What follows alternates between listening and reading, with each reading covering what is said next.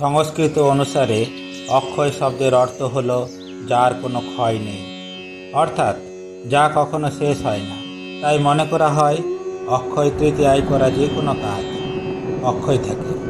সেই সঙ্গে শাস্ত্রমতে অক্ষয় তৃতীয়া সুখ প্রদানকারী এবং পাপ নাশকারী তিথি। অক্ষয় তৃতীয়ার দিন ব্যবসায়ী লক্ষ্মী গণেশ পুজোর আয়োজন করেন। অনেক দোকানে এদিন হাল খাতাও হয়। শুধু দোকান নয়, অনেকে বাড়িতেও পুজো করেন। এছাড়া বিভিন্ন মন্দিরে ভক্তেরা ভিড় জমান।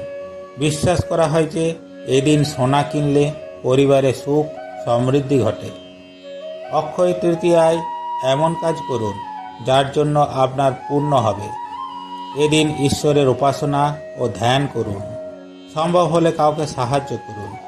যারা আপনার দরজায় খালি হাতে আসে তাদের দূরে সরিয়ে দেবেন না। তাদের অনুদান দিতে ভুলবেন না। অক্ষয় তৃতীয়ায় সোনা বা মূল্যবান জিনিস কেনাও শুভ বলে মনে করা হয়। অক্ষয় তৃতীয়ার পুজোর সঙ্গে জড়িয়ে আছে কয়েকটি পুরাণের কথা। শোনা যায় মহাভারতে কৌরবদের কাছে পাশা খেলায় হেরে 12 বছরের জন্য বনবাস ও 1 বছরের জন্য অজ্ঞাতবাসে যেতে বাধ্য হয়েছিলেন পাণ্ডবরা। তাদের বনবাসে থাকার সময়ে ফের কৌরবদের চক্রান্তে মুনি দুর্বাসা তার শিষ্যদের নিয়ে এক রাতে পাণ্ডবদের আশ্রয় গ্রহণ করতে যান। কিন্তু সেই সময় তাদের ঘরে কোনো অন্ন ছিল না। ক্ষুধার্ত মুনি দুর্বাসা অভিশাপ দেবেন এই ভেবে ভয় পান পাণ্ডব ও দ্রৌপদী। ঠিক সেই সময়ে শ্রীকৃষ্ণ এসে হাঁড়ির তলায় লেগে থাকা একটি মাত্র চালের দানা খেয়ে নেন। আর অবাক করা বিষয়, তাতেই পেট ভরে যায় দুর্বাসা ও তার শিষ্যদের।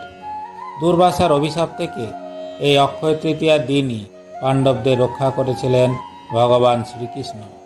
তাই এই দিনটিকে শুভ বলে মনে করা হয়।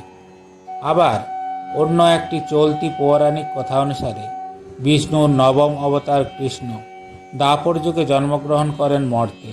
তার সুদামা নামে এক দরিদ্র ব্রাহ্মণ বন্ধু ছিলেন। সুদামা একদিন ভুলবশত কৃষ্ণের সব খাবার খেয়ে ফেলেছিলেন। এরপর তিনি ভগবান শ্রীকৃষ্ণকে খাবার দিতে এক মুঠো চাল নিয়ে তার ঘরে আসেন। তাকে খাওয়ানোর জন্য বন্ধু সুদামার এই আচরণ মুগ্ধ করেছিল ভগবান শ্রীকৃষ্ণকে। এরপর ভগবান শ্রীকৃষ্ণের আশীর্বাদে সুদামার সমস্ত দারিদ্র্য ঘুচে যায়। মনে করা হয় যেদিন এই ঘটনা ঘটেছিল সেদিন ছিল বৈশাখ মাসের শুক্লপক্ষের তৃতীয়া তিথি, অর্থাৎ অক্ষয় তৃতীয়ার তিথি। তাই এই দিনটি বিশেষ শুভ। এছাড়াও শোনা যায় এই অক্ষয় তৃতীয়ার দিনই ভগবান পরশুরাম জন্মগ্রহণ করেছিলেন। সেজন্য ওই দিনটি অত্যন্ত শুভ। বৈশাখ মাসের শুক্লপক্ষের তৃতীয়া তিথিতে পালিত হয় অক্ষয় তৃতীয়া। হিন্দু ধর্ম অনুসারে অক্ষয় তৃতীয়া অত্যন্ত শুভ ও পবিত্র একটি দিন। যে কোনো শুভ কাজ করার জন্য এই দিনটি উপযুক্ত। মনে করা হয় এই দিনে যে কাজ করবেন তার অক্ষয় ফল লাভ করা সম্ভব। এই তিথিকে স্বয়ং সিদ্ধা মুহূর্তও বলা হয়। অক্ষয় তৃতীয়ায় গঙ্গা স্নান, দরিদ্র সেবা, লক্ষ্মীর আরাধনা ও সোনা রূপো কেনার প্রচলন আছে।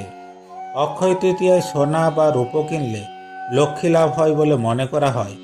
এদিন সোনা রূপো ঘরে আনলে মা লক্ষ্মীর কৃপা লাভ করা সম্ভব হয়। মৎস্য পুরাণ বলছে অক্ষয় তৃতীয়ায় লক্ষ্মীনারায়ণের পুজো করা অত্যন্ত শুভ। এদিন চাল, ফুল ও প্রদীপ দিয়ে লক্ষ্মীনারায়ণের পুজো করুন। পুজোর আগে গঙ্গা স্নান করুন ও স্নানের পর ভিজে গায়ে চাল, আখ, দই ও ছাতু দান করুন।